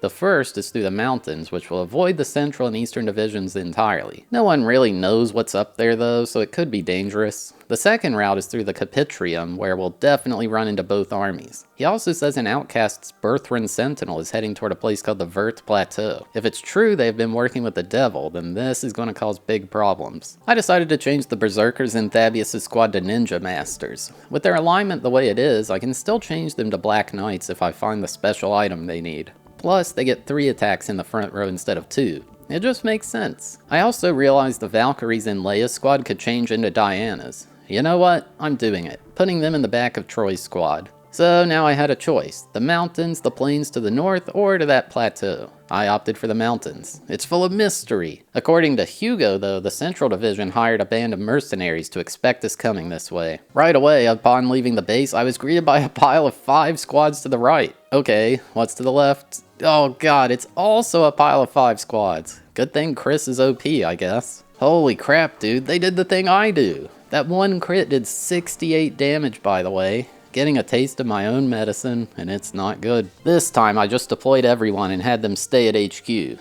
We can tank them, right? This is a great time to have some heal packs. They cost more, but they heal the entire squad at once. When 10 dudes are charging at you, you're gonna need it. This guy's got a weird story. Talking about someone called the Devil Child who can turn people to stone. Then he just randomly blames him for killing his cows? No, your cows died because you neglected them and you're a bad farmer. Own up to it. Without a flying unit, I don't think it's possible to reach the stronghold up here. Or maybe you could just go really slowly. There was an event here with a kid. Oh god. Someone is turned to stone nearby. This must be the Devil Child. Hide the cows. I mean, hey, what's going on? He seems to hate the Revolutionary Army. He says he thought his magical ability was better than it really was, and he screwed up with the Netherworld and killed his friend. He wants us to go away and leave him alone, but Sheen persists. He's got to keep fighting. AKA, please join my party. He didn't seem to join for now, though. While up there, Sheen found a Ring of the Dead. Now that sounds cool. Honestly, that was the hardest mission so far. Several moments where we were down low. Even the boss was tough. The main guy did 63 damage in one hit, and Chris and the Sirens couldn't one-shot him. I really hope this game doesn't get super hard. This guy's like, wow, y'all are strong. Hey, wanna hire us as mercenaries? We'll make it cheap. I was like, well, how cheap? He's like, actually, we'll do it for free. We'll send you a soldier. But then that guy from before butts in and says he will join us. His real name is Paul Lukish. Hey, another enchanter. Remember that Ring of the Dead? I tried giving it to Paul and it said it can't be equipped because it is a unique item. Well, that's strange. Wonder what it's for. Well, Paul, you've literally just been recruited, and since you're the only person here not purely chaotic, you're being promoted to a cataphract. The thing Troy should change into if he wasn't so evil. Sorry, Troy, you're on the bench now. And here we go. This is the power of the Ring of the Dead. Chris can transform into a lich. Good thing it's only possible if you're super chaotic, cause that's kinda what we do here. So here's mission 22, where we're surrounded from all sides and being bum rushed. Some of these enemy squads have ghosts now? What's next? A lich? Oh, wait. These guys are super annoying because they regenerate after the fight. So you're just wasting your attacks on these guys that aren't even gonna die. Don't worry, these skeletons regenerate too. There were ogres in another squad too. What is going on in this place? Dude, there's Chris the Lich. What a legend. Okay, because I swapped who was in the front of the squad, they lost a hidden stat called Chemistry or something like that, so they won't do trio magic until they fought together for a while. Chris does get 3 attacks per battle now though, so that's something. At the HQ, and there's this siren named Udica saying the infernal aura is spreading all across the world. Their queen is about to awaken and we humans better not interfere. I wasn't ready to win yet, so I ran. What the heck is this earthquake attack? That was wild. After the mission, we get a really weird cutscene. The Knights of the Caligulous Order have Prince Umil held up, and they force him to eat this red thing. He begins to glow purple like those other people. Then the knights all die, one by one. He glows blue like he's in Ultra Instinct or whatever from Dragon Ball Z. Mari runs in to comfort him. He's like, get away. He feels himself becoming evil, almost like someone else is controlling his actions. She's like, nah, I'm chill. I'll just sit here with you. We got this. I decided to try making a beast tamer with one of my spare knights so it can be in the group with that Cerberus we recruited a while ago. Maybe that's a good thing?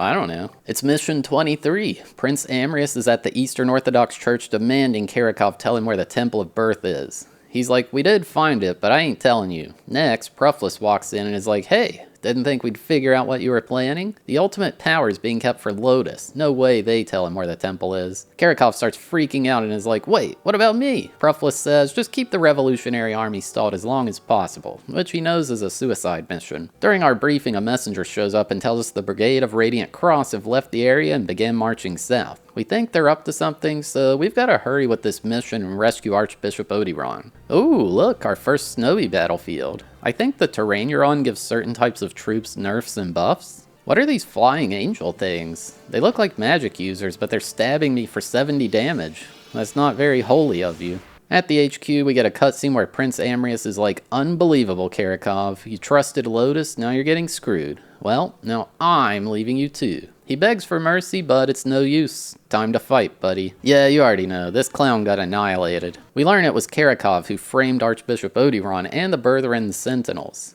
He claims it was Prince Amrius who set him up and starts begging for his life. Then he tells us the location of the Temple of Birth, hoping that will get us to show some mercy. Archbishop Odiron is then heard behind him, and he's very upset that Karakov told him where the temple is. We ask him if the ultimate power is real or just a legend. He recognizes us as Ankh-Seth's son and decides to trust us. The ultimate power is real. The progenitor, along with the ancient king and the Knights of Danica, all had the power. Because of how dangerous it is, the Eastern Orthodox Church began to spread a rumor about it, making people believe it's only a legend. He says only the child of the Covenant is destined to wield the power. He's assuming it's Prince Amrius, but I think I have a different idea on who it is. We begin to head toward the temple immediately. It's mission 24. Gotta be getting close to the end now, right? Yeah, nah.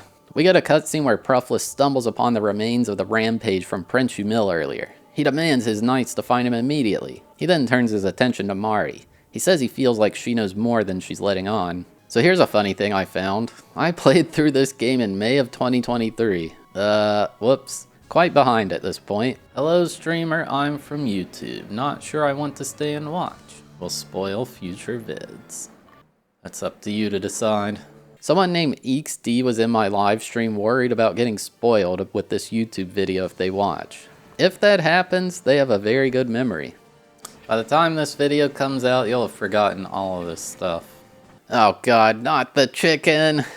Wait, it's in front. So it just does a little cluck cluck and tries to peck me. I love how Chris can enter strongholds and no one is bothered that he's a lich. This guy's like, good day, sir. Let me tell you the history of these mountains. At the HQ, we're at the Temple of Birth itself. Prufless is here wanting to start the ritual, but there's no Prince Umil around. He says he'll just extract the power himself. Of course, though, it doesn't work at all. At least he got to take some of his frustrations out by killing Troy. Not really sure why I didn't send in Chris, to be honest. Now that's better.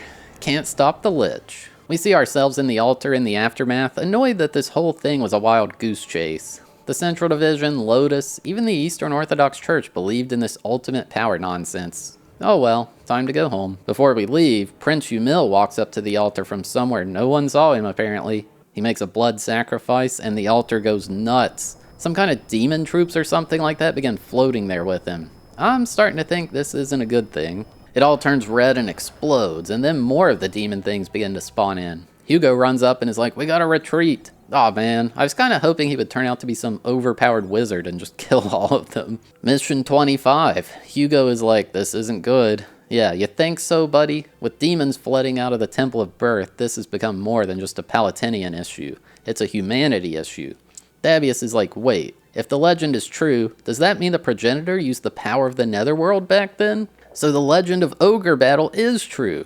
Oh my god, he said the thing again. Hugo is like, "Calm down, get a hold of yourself. We've got bigger things to worry about." Then Thabeast wonders why Prince Humil would have went to the netherworld in the first place. It doesn't seem like something he'd do. Oh well, time to kill some demons. There were unfortunately no demons in the fights, just some skeletons, ghosts, and ogres and the like. I did get a cutscene upon reaching the stronghold before the HQ though. Baldwin and Sir Richard were here. They're here to take over the Chaos Gate and go down to the netherworld. They don't really care about good and evil, just getting the ultimate power for themselves. We're like, well, you can't exactly control that. Before they can attack us, we get reinforcements from the rest of the Revolutionary Army who disappeared like 10 hours ago. It's Destin and Gilbert. Heck yeah, stop these guys. We'll go take care of the gate. Ah, that's more like it. There's a demon. Too bad I've got a lich that can probably one-shot you. Aren't liches evil too? He's cool though. He can hang around us. We see a cutscene where Baldwin and Richard are still battling Destin and Gilbert. The ground shakes and they realize the Chaos Gate must now be closed. They decide to teleport away. Still, I don't know how they do that.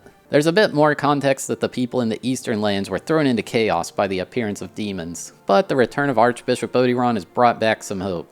They decide to secede and go along with the Revolutionary Army. Unfortunately, the demons were scattered all over the place now. No one was safe. We tried contacting Latium to get them to secede from Lotus and join the Revolutionary Army, but they haven't replied. Time for the final chapter. There's a rather long dialogue scene where Richard and a guy named Thamus are sitting in a meeting room. They say now that the Chaos Gate has been destroyed, they have no hope left. Richard suggests trusting someone named Zeta from the West. She was mentioned earlier. They think she's untrustworthy, but her info on the Chaos Gate and Prince Humil and everything all turned out to be correct. So it's the only lead they have. They think she's their only hope for restoring the Knights of the Caligulous Order. Their meeting's interrupted though by some demons walking in. Seems like things aren't going to plan. The king they stole the castle from, along with that witch or whatever from the beginning of the game. Baldwin is called in by Prince Amrius, but he's ambushed by all the knights there.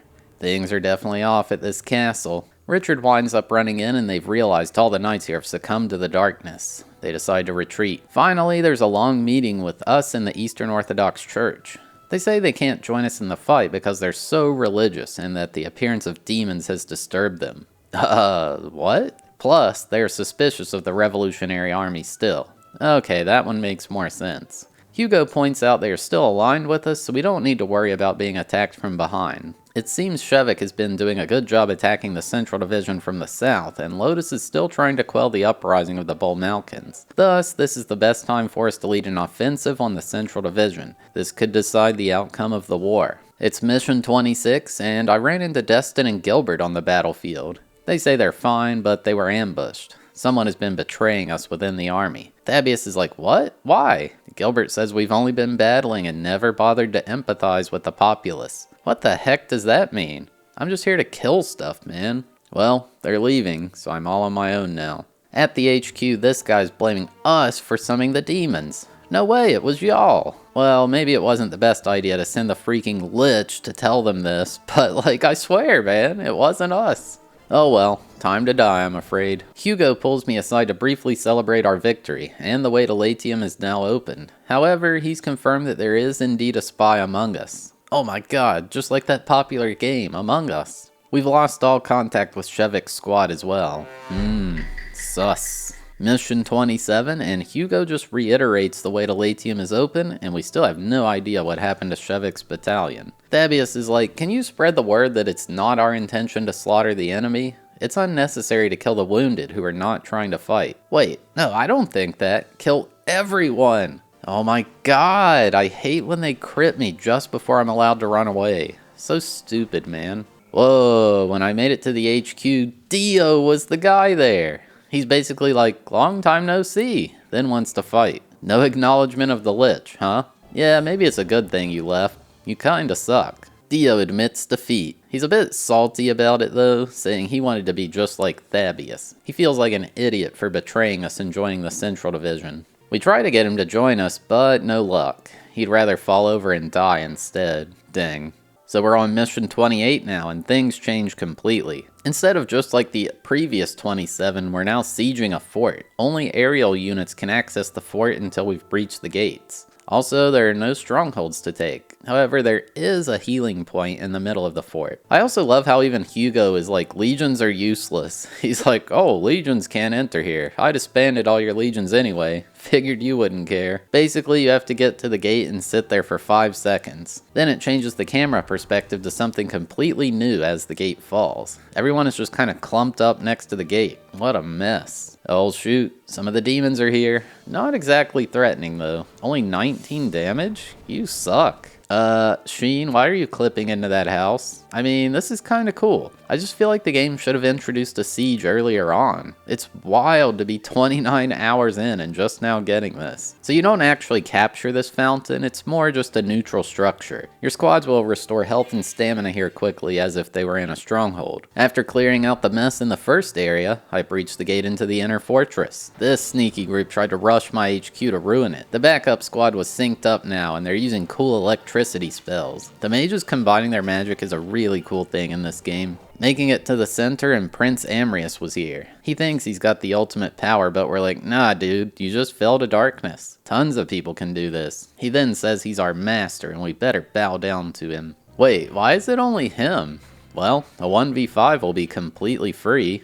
Idiot. Oh god, I should have known. There's a phase 2. This is uncharted territory, folks. He's brought in some of those nasty demons from the netherworld. Holy crap, what is that attack? I want to do that. I guess I'm glad it only hit one person.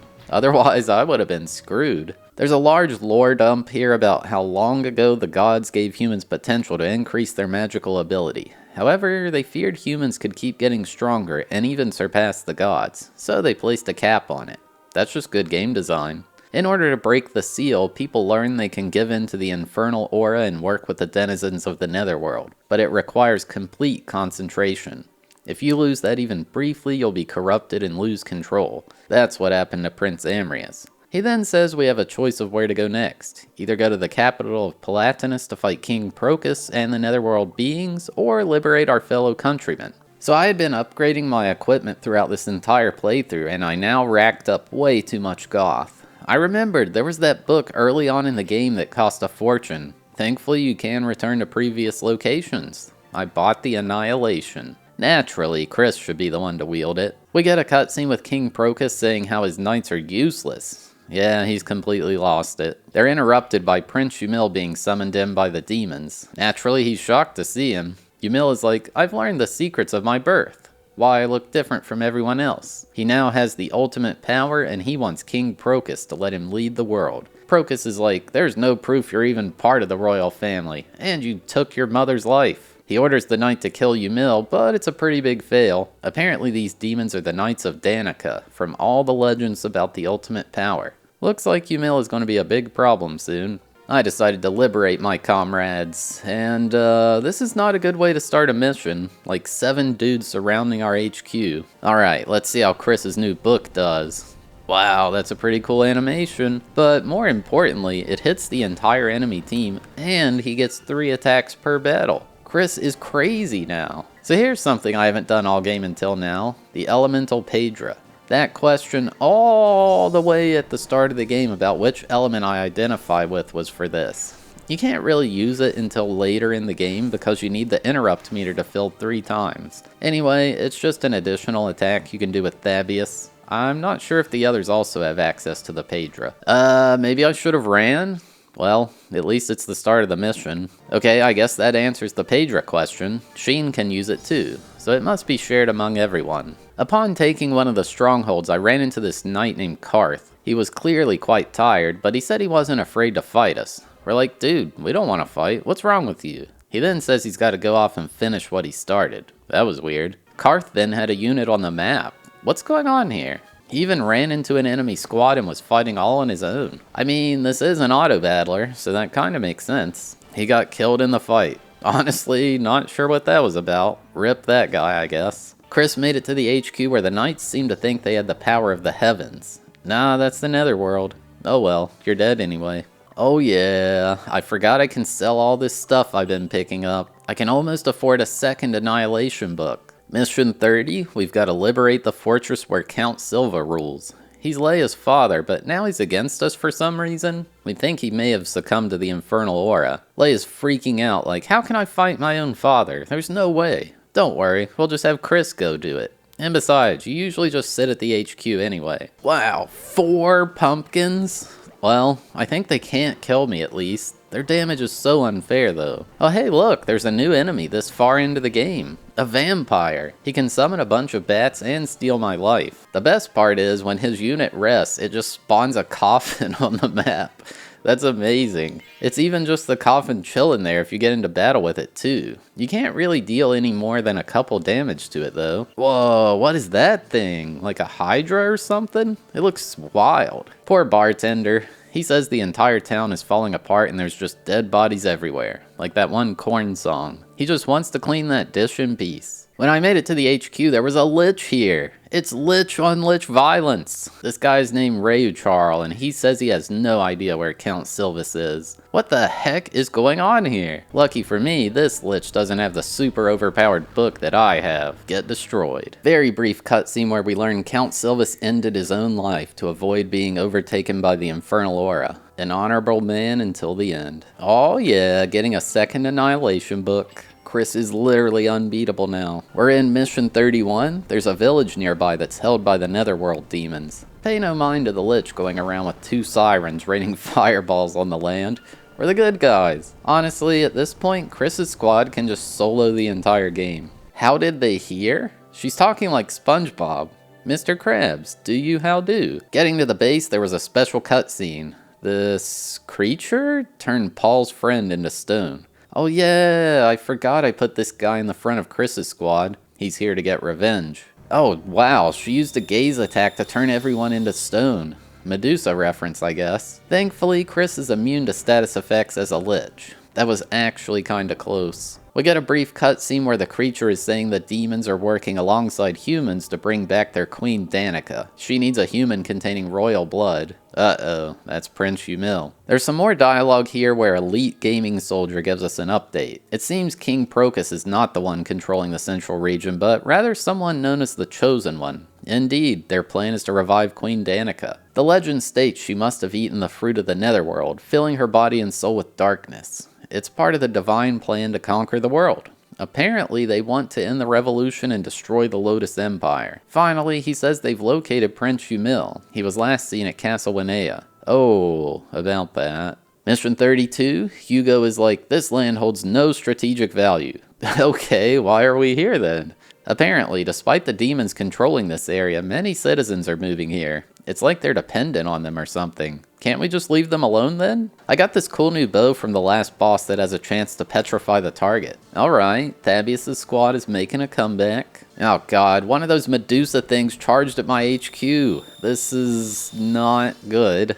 A very weak Leia squad was my last line of defense. Thankfully, we barely survived. Whoever deals the most cumulative damage is considered the winner. But then the squad started chasing down Thabeast. Oh no, if he gets petrified, it's just game over. However, I had bigger problems. Everyone guarding the base was still petrified, and they got wrecked by a normal old demon squad. Game over. Oh, the petrification's so annoying. Next time, I kept Chris around to kill the Medusa thing. Can't petrify the lich. This woman in this church is just like, humans are ugly. We deserve to go extinct. What? Then there's this other woman saying how the demons aren't evil at all. They've liberated everyone's minds in this town and they've never felt more free. Okay, yep, they've lost it. At the HQ, and this guy looks like a boss. His name's From, and he says he's only trying to grant the wishes of humans and make us as free as he is in his homeworld. Wow, this guy only deals 3 damage with his attack? You don't deserve to rule here, you weenie. After losing, From is saying how things are so great in the netherworld. He says the demons have come here to steal this world from the humans. He's also jealous of all the laughter and joy we find in things. Yeah, buddy, tell it to the judge. It's mission 33 time. We start by seeing a flashback of the first time Prince Umil and Thabeast ever met. Then it shows a memory where Thabeast falls and is bleeding. He's like, oh, it doesn't hurt. I'm a Chad. Prince Umil is like, wow, I want to be strong when I grow up. He wants to be a king and have Thabeast be his knight. Then there's a repeat of what we saw at the start of the game where a nobleman's trying to murder Prince Umil. Thabeast steps in to stop him but gets shoved aside. Ankaseth sprints in and kills the man. Prince Umil then is like, wow, Thabeast, you saved me. But Thabeast is like, nope, that was my father. I'm a wimp. I hate myself. What? Why? Whoops, I was reading my chat and didn't notice Thabeast dying. Well, it was only the second battle. This one starts with like 15 squads sprinting to you from all sides. Good thing I've got Chris and the Sirens. I was just deleting everyone at this point. There were 2 forts here with Knights of Danica squads standing on them. When I got in, the guy was just screaming at me in all caps, saying to stay away and not interfere with the wishes of Lady Danica. Jeez, the knight did 128 damage in 1 hit, and it wasn't even a crit. These guys really are strong. Chris is stronger though. Never seen this scream before when entering a stronghold. Maybe because it's a special fortress or something? After beating the second knight, Thabeast was confronting a soldier and demanding to know what this divine plan was. He says the progenitor's returning and they plan to use the forbidden spell to crush the revolutionary army and Lotus, and then free this land. What is this guy talking about? We then see Umil in the castle saying things were almost ready. We also see Mari and that old woman in the room with him. Mission 34? Oh hey, it's another one of those siege missions. We're raiding Castle Linnea to stop Prince Umil and whatever this divine plan is. Not much to say here. We pushed into the fort, where there were like 5 gates to breach. This demon squad had a special leader, but like, I can't lose at this point. One thing this mission did have that I don't think any others had is a time limit. Hugo warned me they were preparing to cast the forbidden spell, so I need to hurry. Upon making it to the heart of the castle, it was King Procus waiting for me. He reiterates that he plans to use the forbidden spell, and it's the royal family who's destined to rule this land by destroying everyone. Chris is like, isn't that what Lotus is doing?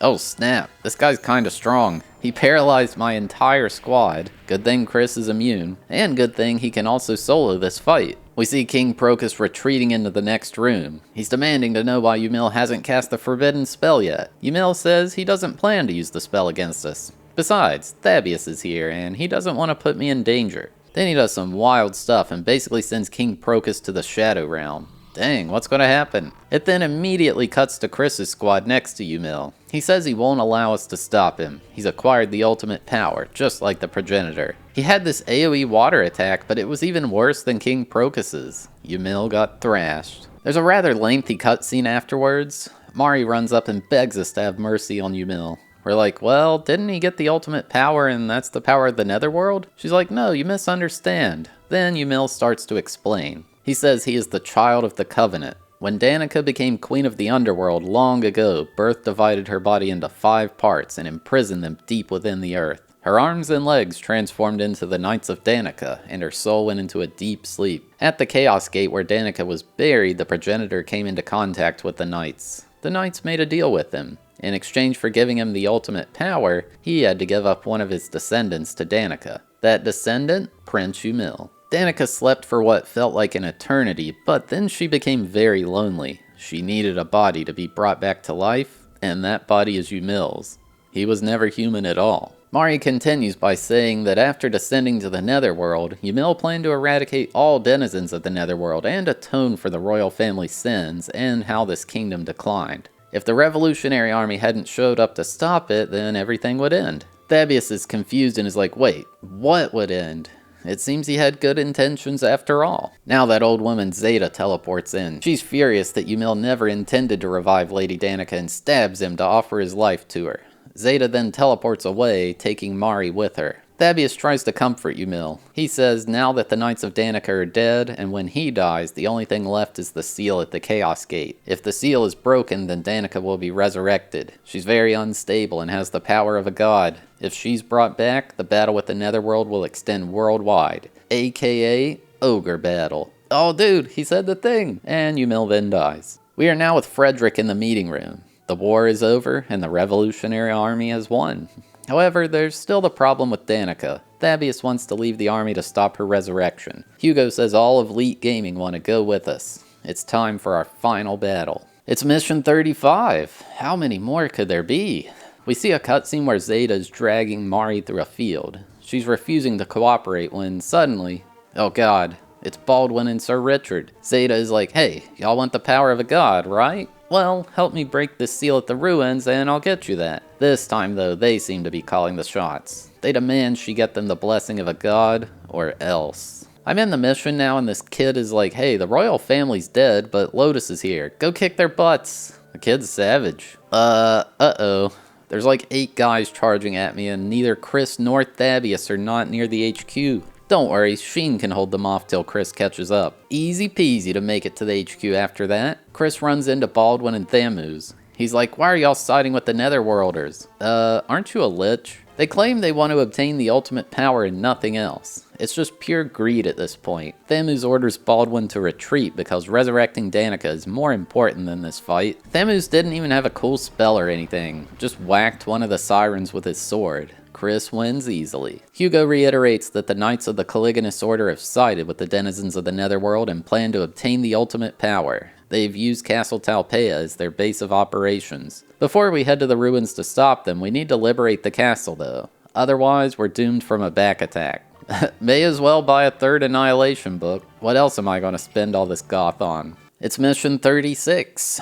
We start with a cutscene showing Baldwin going to Richard's office to inform him of Thamus's death. Richard is like, what the heck are you doing here? Go back to your post. He doesn't seem to care about Thamus at all, only obtaining the ultimate power. After Baldwin leaves, Richard mutters to himself that he will be joining Thamus soon, and Baldwin will lead the Caligulous Order with the ultimate power. Is he going to sacrifice himself or something? No issues making it to the HQ. Baldwin was waiting there, but he got lit up by Chris. He's super mad and teleports away. It's mission 37. We see a cutscene where Richard is livid that Baldwin couldn't stop the Revolutionary Army. He's like, get out of my face. I'll stop them myself. Go to the ruins. Hey look, it's another one of those breach missions. Don't worry y'all, Chris will go slaughter everyone inside all by himself. I breezed past all the bad guys and ran into Sir Richard in the center. He's shocked we made it this far. Chris is like, don't you understand? If you resurrect Danica, it brings Ogre Battle to the entire world. Richard doesn't care. He plans to use the ultimate power to rebuild a newer, better world. He says it's not fair that the best don't rule, but rather people rule based on their ancestry. I mean, he's not wrong, but this ain't the way to go about it. He had no cool attacks, just bopped me with a sword. Get wrecked, Richard. He teleports away. How do these guys all know how to teleport? Why can't I do that? There's a cutscene where Richard runs into Baldwin in the forest. He's like, what are you doing? Go break the seal. Baldwin's like, I'm tired of you bossing me around. He's upset that Richard didn't care at all when Thamus died. Baldwin has his own plans. He's going to take the ultimate power for himself to become a god. But wasn't that what Richard was wanting anyway? It's mission 38. Surely we're at the end, right? We see a cutscene where Mari, Zeta, and Baldwin are at the ruins. This is where they plan to resurrect Danica. Zeta knows Mari is the one who can perform it, and she's now put her under mind control to force her to comply. A soldier runs up and informs them that Elite Gaming are nearly here. Baldwin runs off to take care of them. Zeta then produces a sword and orders Mari to summon Danica with it. Mari hesitates though. Zeta is flabbergasted. Like, what? This is your destiny and I have control of your mind. This should be forcing you to do this. Mari overcomes the mind control and is mad. Zeta decides to spill the beans. She says this is all the plan of her father, but Mari is confused because she's not supposed to have a father. Her father was apparently the sage of Zetagenia, having placed her alongside Prince Ymil. It was all part of his plan. Her joining up with him was nothing more than some destiny by a bunch of old people. Mari has had enough. She stabs Zeta, killing her. You go, girl. Afterwards, she wanders over to the altar. She's so sad about Ymil being gone that she rages and stabs the ground repeatedly with the sword, hoping someone will bring Ymil back. Aren't you doing what Zeta wanted you to do? Why did you have to kill her? A figure appears floating over the ruins. Well, we're screwed. As expected, Chris steamrolled, making it to the HQ. Baldwin was waiting for him here. He's frustrated that Elite Gaming keep winning like this. Chris is like, stop this madness. Baldwin thinks reviving Danica is only part of the plan. He's going to kill her and become a god himself. Can he really do that? He says Danica's only a demigoddess, so he thinks it's possible.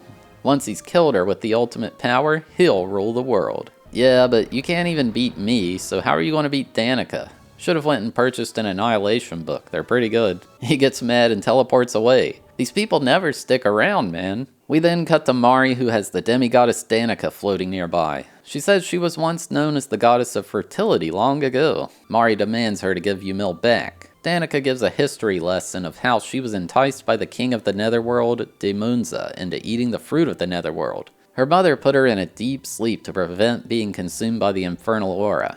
Her soul was separated from her body, never to be awakened unless she was summoned. She says a man, assumed Yumil, demanded power. She gave him her blessing but wanted reparation. She needed to use him as a vessel so she could fully awaken. The loneliness she had felt was unbearable and she needed to be awakened now. With the sword and his blood, the Covenant accepted his demands and the knights obeyed him. But when she came into contact with his heart, she could detect his sorrow. She was filled with deep sadness and no longer wanted to wake up. Of course, Baldwin shows up. He's undergoing the typical way too cocky attitude. Turns out Zeta was one of those Medusa creatures the entire time. Baldwin runs over and demands Danica to give him the ultimate power, claiming he was the one who awakened her. I guess she can tell he's a moron and lying and just blasts him to the side. Danica wonders why there is so much sorrow in this world, and Baldwin begins dying. Danica starts glowing purple and the ground opens up beneath her. She then starts ranting incoherently to herself, the text speed getting progressively faster as she rambles on. She fully gets consumed by the infernal aura and transforms into some kind of plant creature.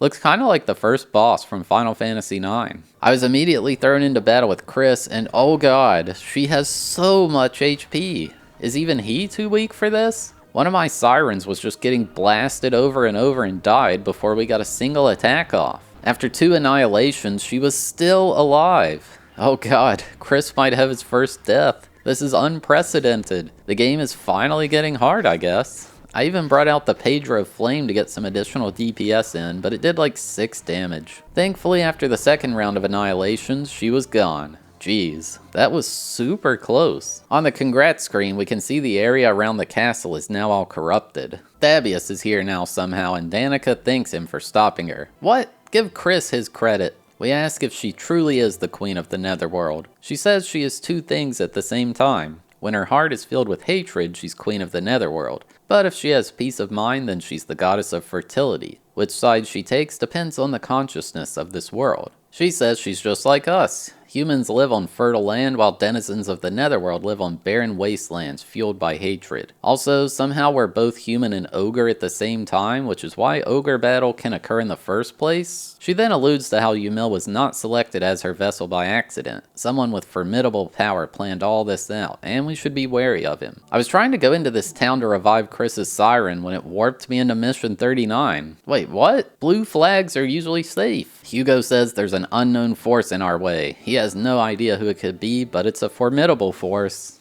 Ugh, fine. Lucky for me, the witch was in the stronghold in this area. No stress. Holy crap, this bird thing almost nuked the entire squad in one attack. That was so close. This battle was even worse. I have no idea how that one siren's still alive. Chris gets his first death of the entire game. Luckily, I'm freaking rich, so I can just revive everyone. I picked a very good time to go AFK. These stupid chickens, I haven't seen them in forever. I hate them. This man in the bar was nagging me on about how I should go conquer Lotus next, or use people as my human shields, or collect huge taxes from the populace. I think he doesn't like me. There's this other guy who said I did a good job, but didn't I use force to achieve my goal? All the sacrifices I had to make, were they worth it? All the citizens here seem to hate me. This seems like a good time to bring up something I mentioned ages ago in this video. Who the heck knows how long this video is at this point? Alright, so there's this hidden thing called a chaos frame. In the original Ogre Battle, there was a reputation meter you could view. In this game, it's completely hidden from the player. The higher the score, the better the ending ending you get. Several events throughout the game may play out differently too. So here's my big problem with this. The main way you alter your chaos frame is when you take over enemy strongholds. If it says stronghold liberated, you get an increased score. If it's captured, you decrease your score.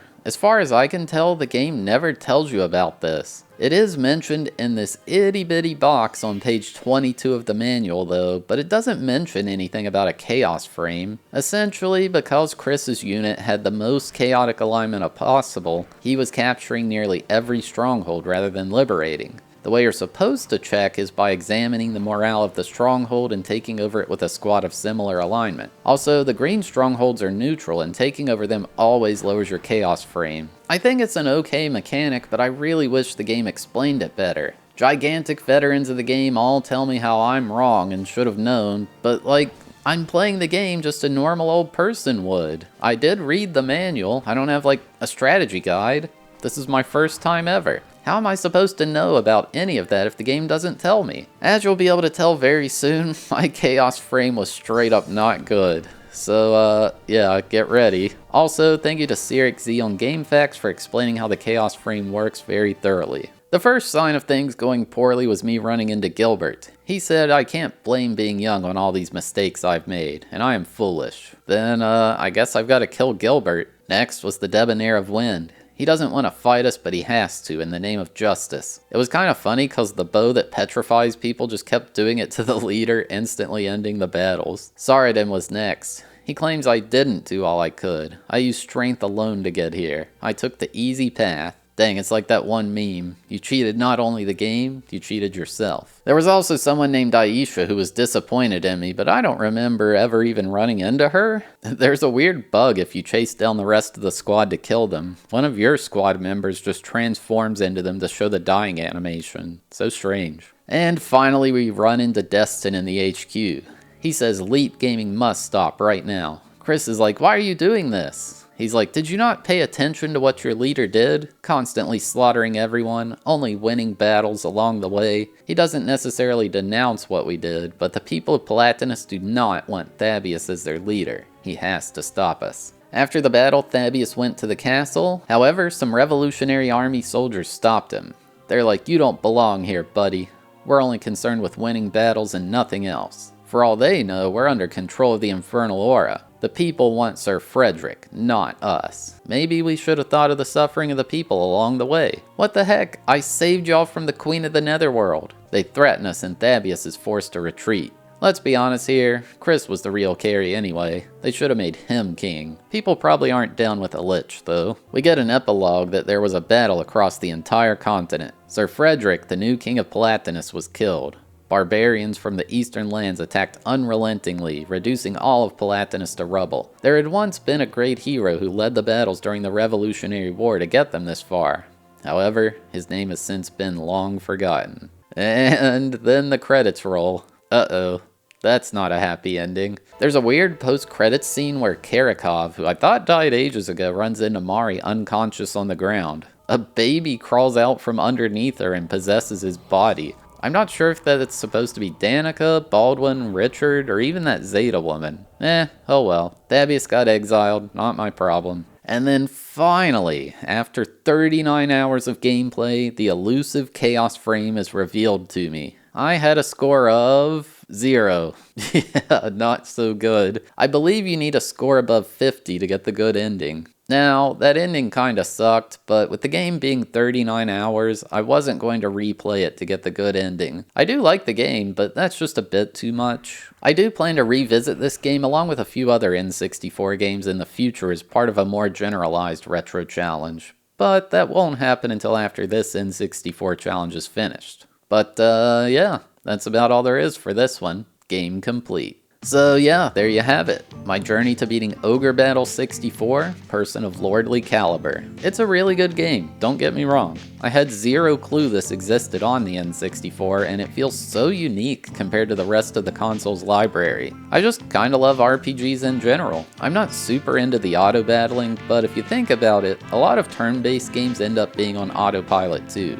You just spam the same abilities over and over, except maybe on harder bosses. Anyway, the game has a rich storyline. I'm pretty curious how the good ending goes, or even how the game plays out differently along the way. I just wish it explained things better. The tutorial's nearly worthless. There's this other thing that I didn't know existed called Hugo's Journal.